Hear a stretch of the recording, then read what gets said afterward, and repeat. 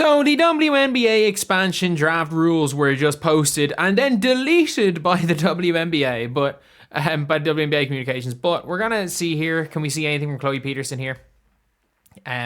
Basically breaking down the rules right here. But this is, by the way, I'm going to talk more about this. But yes, the FIFA are protecting these 5 players. I think everybody knows that.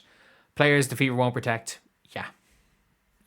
Everyone kind of knows what's happening. But the rules of the expansion draft are basically last year's rules. They're basically last year's rules. Like, everybody's looking out for things in the expansion draft, trying to see what's going on. And one of the interesting things is how early it's going to be. It is April the 3rd, which, if I'm not mistaken, is Friday, which is annoying. Which is annoying that's Friday, because I'm coaching at like the Irish National Collegiate Basketball Championships. I'm coaching at it.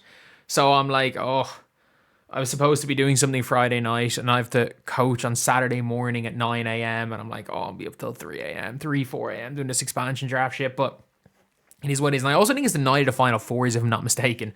But obviously the Tempo and the Portland Fire. So basically, it's a coin flip. Whoever drafts first in the expansion draft, drafts second in the main draft, which is a given. And basically what the rules are now is that teams can protect 5 players, but there's no longer an exemption. You can't be exempt anymore. So previously, had you been cored twice, you were exempt from the expansion draft.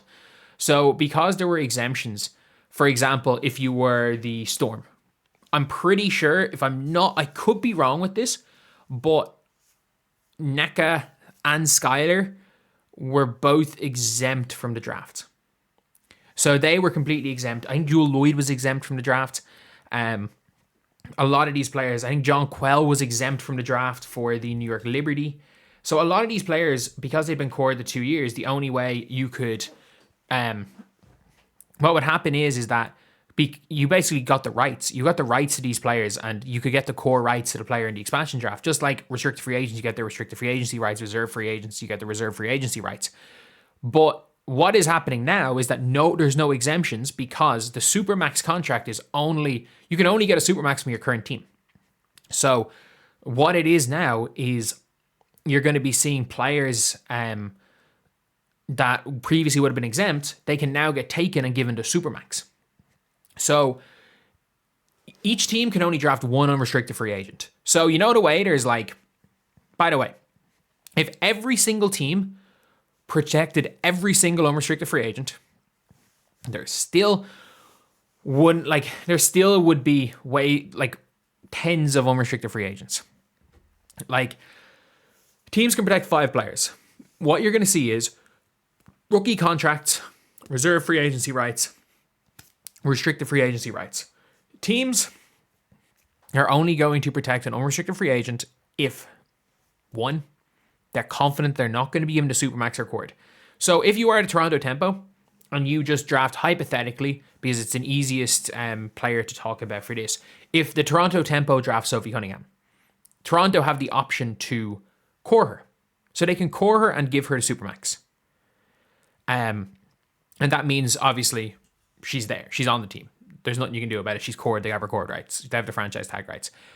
Or they could, for example, someone who can't be cored is if they draft, just hypothetically, Skylar Diggins. Skylar Diggins has been taken, or has both core years used up. So what they can do with Skylar Diggins is, if they draft Skylar Diggins as one of their unrestricted free agents, they have exclusive negotiating rights for the Supermax. So Skylar Diggins can make $1.4 million with an expansion team, but if she goes to any other team, she can only make $1.2 million. That being said, if an expansion team, hypothetically, drafts fucking Skylar Diggins, and Skylar Diggins goes, no, the Aces want me for $1 million, and I don't need $400K. I'd rather play for $1 million to try win a title than go and play for $1.4 million for an expansion team. Then they've just wasted a spot in the expansion draft. And another thing that I don't think people realize, this expansion draft doesn't mean that much. Like, if you look at the Valkyries team, if you look at even a lot of their best players, like, I know they got Kayla Thornton in the expansion draft, but like, they didn't get Salon in the expansion draft. They didn't get Tiff Hayes in the expansion draft. They brought in quite a few players, like Kayla Charles wasn't expansion draft. So what you could see is these teams taking whatever young player they can find, whatever reserved and restricted player they can find in the expansion draft, and then just going in free agency. But let's just say again, they can't offer a supermax. So if a team protects, let's just say again, hypothetically, the Liberty, for example, protect Jonquel Jones, but then they can't afford to keep Jonquel Jones. So they protect Jonquel Jones so that she's not going to be able to get the supermax from one of these two expansion teams. But like, let's just say again, hypothetically, they do that, and they can only offer 800k because of Sab and Stewie making big money. They can only offer 800,000, and if she just goes, well, I can get 1.2 million from an expansion team, I'm going to take that money from the expansion team. So you protected a player and gone. And by the way, that happened last year. The Las Vegas Aces protected Tiffany Hayes and let Kate Martin on a bargain rookie deal walk because they thought they were going to be able to bring Tiffany Hayes back. And Tiffany Hayes went to the Vox anyway.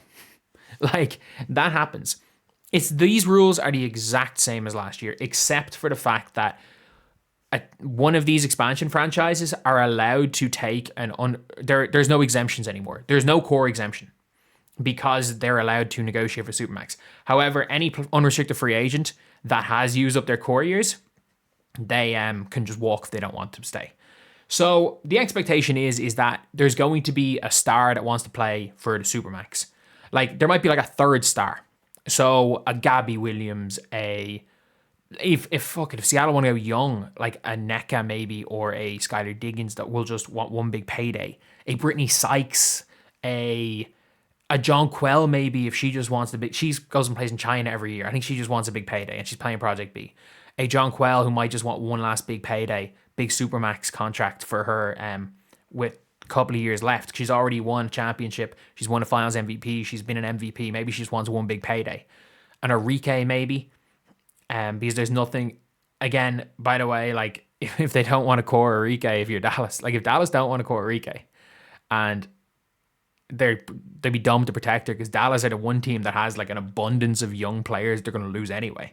So what you're going to see, like, the likelihood is that, unlike last year's draft, where there wasn't that many good UFAs that hadn't had their core eligibility years used up, hence why it wasn't even Kayla Thornton, hence why Monique Billings was the free agent that the Valkyries took. And the ironic thing about it was that there was still talk of Monique Billings not signing for the Valkyries.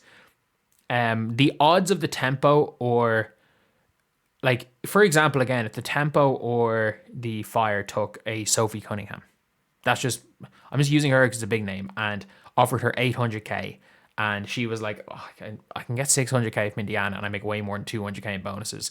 Fuck that, I'm going back there.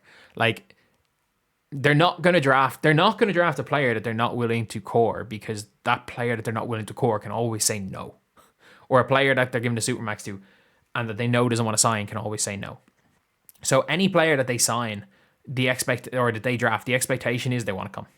That is the expectation, is that the players want to be there. Otherwise, they wouldn't use that spot when it comes to agents. They're talking to agents. If a player doesn't want to be there, they're not going to draft them. And if you see a player unprotected and drafted, they want to be there. Like, again, I'll always say this with the Indiana Fever. If the Indiana Fever left Sophie unprotected and they took Sophie Cunningham, the Indiana Fever were going to lose Sophie Cunningham in free agency anyway. Just putting it out there. Because if a team's willing to offer Sophie Cunningham a 1.4 million Supermax, you better believe they're going to be willing to offer her a 1.2 million max in free agency. But yeah, anyway, that is pretty much it. They are the rules. Obviously, look, at the same time, we don't know what way it's going to play out, but I think it's fairly obvious. Like, I'm going to guess what players everyone's going to keep, but it's going to be it's going to be people that teams have the rights to. Whether that be the projected core rights, the max contract rights for a player who's going to be a supermax contract rights. So basically, it's going to be UFAs that are supermax level that are going to be protected. It's going to be players on rookie deals, restricted free agents, rookie deals, and reserve free agents, and supermax vets. That's all it's going to be. That's literally all it's going to be. So anyway, yeah, that's the video. See you guys.